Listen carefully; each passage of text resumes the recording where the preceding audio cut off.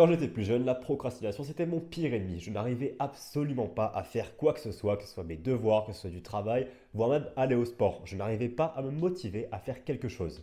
Et je vous le dis tout de suite, je ne vais pas passer par quatre chemins. Notre propre manque d'inaction est totalement dû à nous-mêmes. C'est notre responsabilité et rien d'autre. Il n'y a pas vraiment de type secret ou de super conseil que je peux donner qui va tout changer. Le plus important, c'est d'agir. Donc si tu ne veux pas entendre ça, quitte cette vidéo.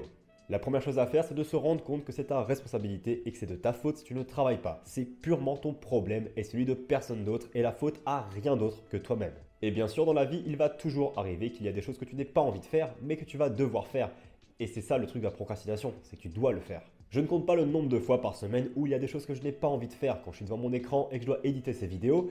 Il y a des fois, j'ai juste envie de me barrer et aller faire autre chose. C'est tous les jours la même chose, c'est tous les jours le même combat, ne vous inquiétez pas, c'est pareil pour tout le monde. Il existe très peu de personnes pour qui c'est extrêmement facile d'être motivé et de travailler sans jamais se dire j'ai envie d'arrêter. Mais heureusement pour vous, je vais vous donner une information assez intéressante, c'est quelque chose qui se travaille, la procrastination et la motivation. Une aire dans le cerveau qu'on appelle l'AMCC ou la Anterior Mid Cingulate Cortex, qui plus ou moins grossit et rétrécit selon ce que tu fais dans la journée.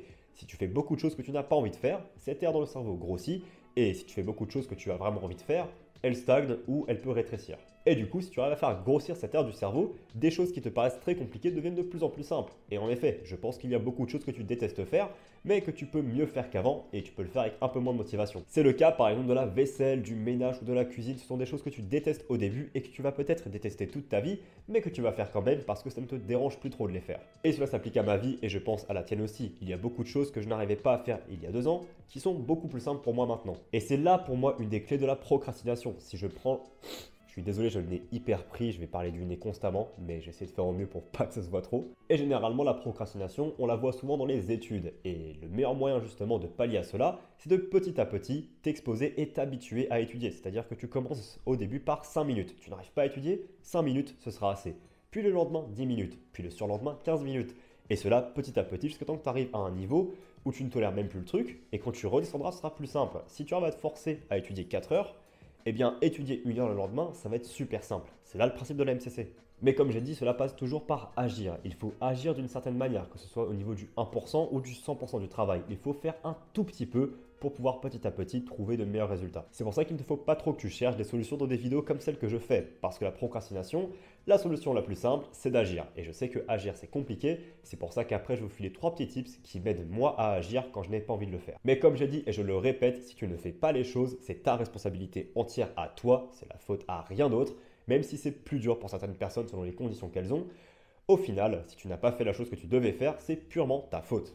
Vraiment, c'est ta faute et arrête d'essayer de trouver des moyens de contourner cela en te disant non, mais c'est que j'ai un TDA donc c'est compliqué. On est beaucoup à avoir des TDA, des TDAH qui sont soit diagnostiqués ou pas diagnostiqués. Cela n'est pas une excuse pour rien faire. Certes, ça va être beaucoup plus dur de les faire, mais il existe toujours un moyen de les faire. Alors du coup, si tu veux faire des choses plus simplement, voici ce que moi j'applique à ma vie de tous les jours en tant que personne qui a du mal à se concentrer et qui se lasse très rapidement des choses. La première chose, c'est la méditation, parce que parfois on est tellement surstimulé par la vie, par les réseaux, par la société, que se poser 5 minutes pour se recentrer et apprendre un peu à respirer peut totalement t'aider à retrouver une sorte de motivation. Parce qu'en fait, tu te rappelles de ce qui compte vraiment pour toi et tu te laisses... Bon, tu perds un peu les distractions que tu avais qui t'empêchaient de travailler. La méditation, c'est vraiment un super moyen de pallier à ces manques de concentration et à cette procrastination. Ça permet de te recentrer sur ton objectif principal et de te rappeler pourquoi tu fais les choses. On est souvent trop stimulé, que ce soit par les réseaux parce que tu scrolles et tu as la tête prise, que des fois on oublie que faire le travail que l'on doit faire, ça nous fait plaisir. La deuxième chose, c'est le café. Rien de tel que la caféine pour accomplir des tâches que tu n'as pas envie de faire, même quand tu es un peu fatigué. Et pour moi, notre perception de la fatigue est extrêmement dérisoire. Il existe beaucoup de personnes qui dorment 8 à 9 heures par nuit de sommeil de très bonne qualité et qui pourtant disent qu'ils sont fatigués. Il ne faut pas confondre la fatigue et la léthargie. Ce sont deux choses complètement différentes. Tu ne peux pas être fatigué si tu as dormi 8 à 9 heures et tu ne travailles pas un travail de 12-14 heures par jour avec un stress monumental. Si tu es étudiant et que tu dors 8 à 9 heures par nuit, tu n'es pas fatigué, tu es léthargique. Et encore une fois, prends tes responsabilités et dis-toi que oui, en effet, tu es léthargique, tu n'es pas fatigué. Et tu te rendras compte de cela quand en effet, tu te mettras une vraie motivation et que tu te mettras à travailler. Tu n'es pas fatigué, tu es léthargique. Et du coup, le café peut t'aider à trouver cette énergie quand tu ne l'as pas, quand à 14 heures tu as une baisse de motivation parce que tu vas travailler le matin. Prendre un petit peu de caféine, peu importe la manière, sous forme de pilule, de café, de monster, de peu importe, t'aidera un peu à surpasser cette léthargie et te montrer qu'en effet, ta perception de la fatigue est complètement dérisoire. Perds cette habitude, s'il te plaît, de te sous-estimer, de penser qu'il faut te reposer constamment dans la journée et de faire des micro-pauses, des pauses en mangeant, en regardant une vidéo entre deux trucs. Tu n'as pas besoin de faire ces pauses-là. Ce sont des choses que tu as pris l'habitude de faire parce que ta flemmardise t'emporte vers ces choses-là, mais elles ne sont pas nécessaires et je te promets que tu n'es pas fatigué. La troisième chose à faire qui m'aide beaucoup, c'est une to-do list. Parce que, en effet, si tu prends tes responsabilités et que tu te considères comme une personne qui ne ment pas à toi-même, c'est-à-dire que tu te respectes littéralement en tant qu'être humain, faire une to-do list est extrêmement intéressante parce que tu vas devoir écrire ce que tu vas faire pour la journée. Et pareil, comme j'ai dit, si tu ne te mens pas et que tu prends tes responsabilités, tu vas avoir tendance à vouloir les compléter avant la fin de la journée. Donc si tu te dis le soir pour le lendemain, je veux faire ça, ça et ça, personnellement, ça m'aide énormément à les faire parce que j'ai quelque chose de clair et précis devant moi. Et si je dois procrastiner sur autre chose, je le ferai après avoir fait ma to-do list. Voilà comment vaincre la procrastination. Le meilleur livre que je peux conseiller pour ceux qui s'intéressent à cela, ce sont les deux livres de David Goggins qui sont Can't Hurt Me et Never Finished, qui sont des très très bons livres qui parlent de procrastination, de détermination, du principe un peu de léthargie que je disais, qui ne parle pas de la MCC, mais vous comprendrez très bien que la personne qui a écrit ce livre a, je pense, le plus grand AMCC parmi tous les gens qui existent dans cette planète. Mets en perspective ton inaction face au temps qui défile très vite dans notre vie. Le temps, c'est la seule ressource qu'on a, c'est la seule ressource qui compte réellement dans cette vie.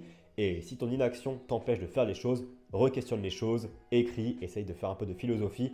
Rends-toi compte que l'inaction est une mort douce et qui petit à petit va te rattraper et trouve un moyen de battre cette procrastination qui est purement le fruit de ta flemmardise, de ta léthargie et de ton manque de responsabilité envers toi-même. Évidemment, s'il y a des choses que tu ne veux pas faire, libère-toi de ne pas les faire. Mais s'il te plaît, occupe ton temps d'une manière assez productive et créative pour toi. Si tu ne veux pas travailler et faire du travail intensif, alors au moins sois créatif. Essaye de lire des livres, jouer des instruments, mais ne passe pas ton temps à perdre ta vie sur les réseaux et à ne rien faire et à ne rien apprendre et à juste carboniser ton cerveau devant des écrans qui ne te servent à rien. Je te souhaite une excellente journée et attention à toi.